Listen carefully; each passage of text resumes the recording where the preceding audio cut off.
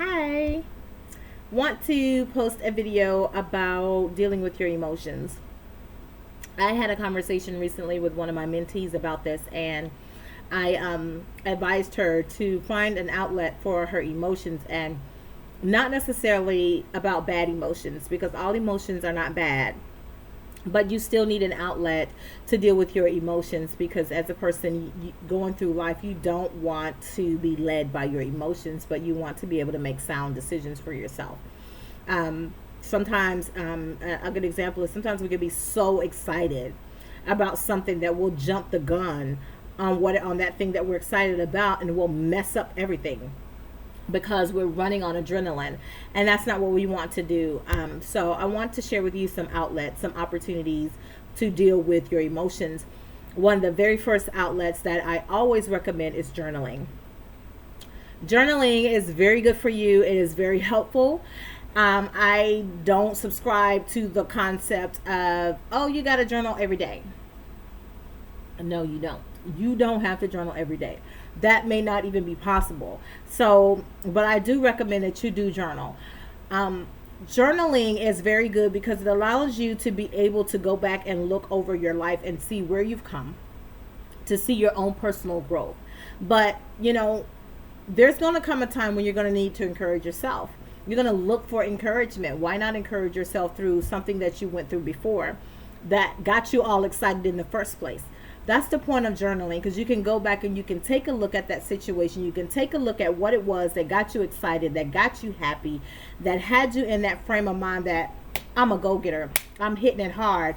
And so it's good to be able to take a look back at those things. And so it's healthy to journal, and journal frequently. I mean, if at a minimum, try to journal once a week or even twice a week, but you want to get those feelings, those thoughts down. It's healthy to be able to release all of that stuff off of you, the good, the bad, and everything in between. So consider journaling. There's so many different things out there. You can have there's apps out there. I have one on my phone here that I use. It's called Secret Diary. There's a couple out there. You can just use the notes on your phone. People do it all the time. I've got tons of notes in here. There's another one that I started using. It's called Wordsmith. Writers actually use it to, with projects and different things to write books and stuff. But, if you just have thoughts on the go and you just kind of want to talk it out, you can do that and it can go from there. That's how I did the whole thing about the Green Lantern before I did the video. So these are just some apps and some opportunities for you to be able to jot down your thoughts on the go. Another good way would be voice memos. Trust me, these are the best things since sliced bread. I use these also as well to kind of get my thoughts down, to, so I can know what's going on and how I feel. Sometimes I'm going along. You might be driving. You might be in somewhere where you just can't text. And so there's different opportunities and different ways for you to be able to journal. Journaling isn't always traditional pen and paper, and I'm sitting here and you're just writing. And you're writing. Kind of think outside the box when it comes to journaling. Yes, you do. That is a great way to do it. I'm not knocking that. I have tons of books, journals that I've written over the years, and I've just recently looked through some of them like, wow. Just encouraged myself, and things that I wanted to do way back then that are starting to take flight now. So they're healthy. It's good for you to journal. Another thing would be to paint. I realize that everybody's not creative, and that's fine. We're not talking about making a Vincent van Gogh or a Da Vinci or, anything like that. We're not talking about that. We're talking about getting your emotions out and onto a piece of canvas. So, I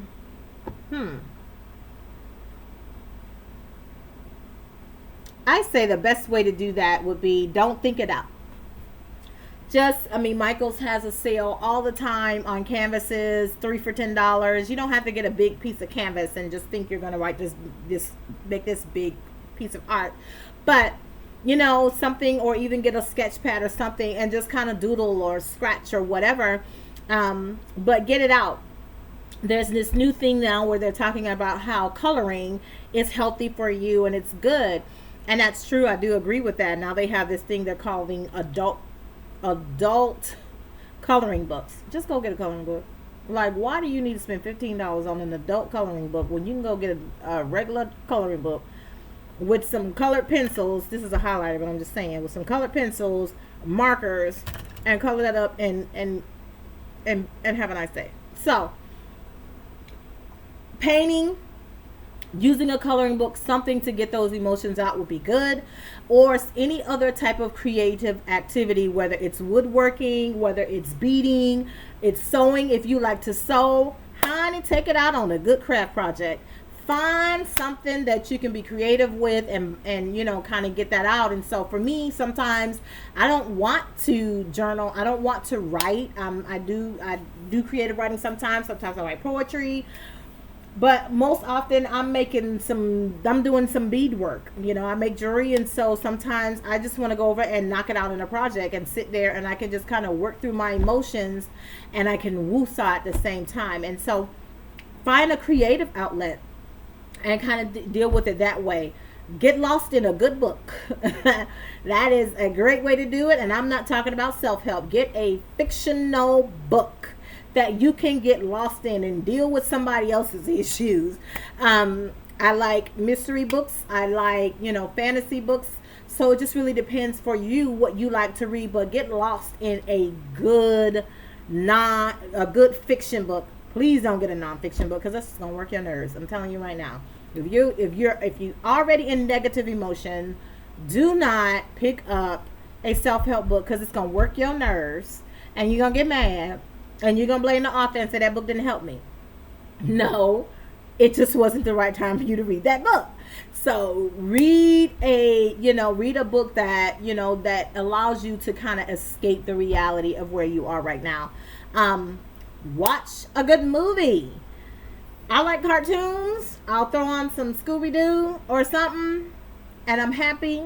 But sometimes it's good to get lost in a good movie. Something that don't require you to be thinking a whole lot. Don't be over here trying to be Johnny Clue, figuring out who done it. Honey, just get you a good book. Curl up on your sofa with some popcorn and some juice, some water, some something, and just get lost in a good movie. Enjoy yourself. Do something mind numbing. Find some mind numbing entertainment. So that could be a book, that can be a movie, that could be going to Dave and Buster's, Jillian's, whatever's near you. Go bowling. Honey, bowling is good. Take it out on them pins. How you feel, whether it's excited, mad, angry, frustrated, heartbroken.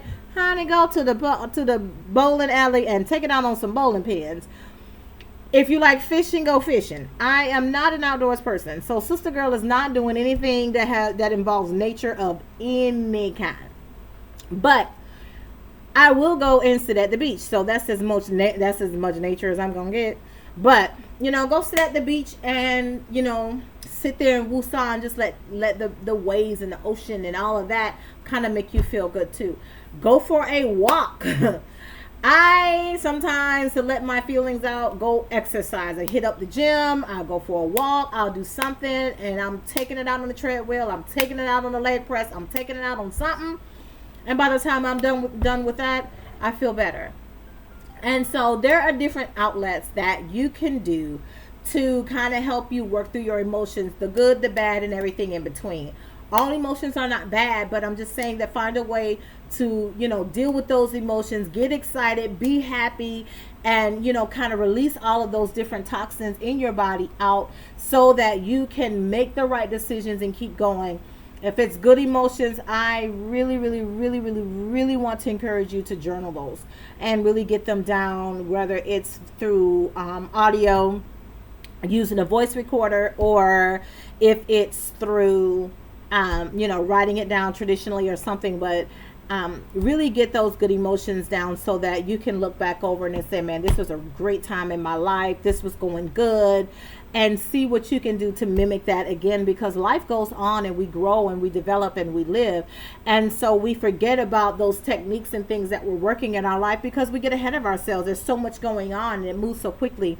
So, you'll have those journals that you can go back to and you can look back over them and say, you know what, this was working. Why did I get away from this?